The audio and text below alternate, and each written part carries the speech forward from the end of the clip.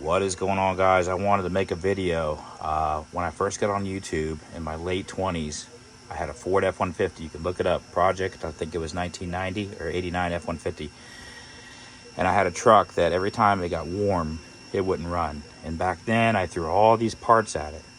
Even the ignition control module and distributor. And I did all this stuff and it would always not run.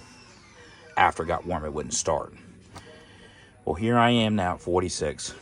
And one of my customers has an 86 Lincoln Town Car with the 302 V8, the same motor that was in my truck, and he had the same problem.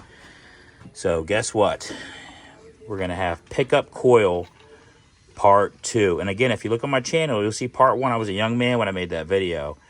But inside of the distributor, you have a pickup coil. And a lot of people get confused. They change out the ignition control module thinking this is gonna solve the problem. This is not your problem. On these older Fords, when the pickup coil fails, it'll start when it's cold. But as you drive around town and it warms up, it will not fire back up until the vehicle is cold.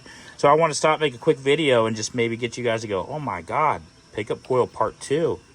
And here I am at 46, and I ran into the same problem again. Who would have thought?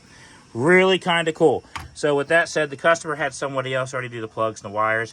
I went ahead for safety, put a coil on it just to guarantee while he's out shopping, he's not going to have any problems. There you go, guys. Pickup coil, part 2. You got an older Ford, 302 V8 with this distributor and have a no crank when it gets warm. This is probably it.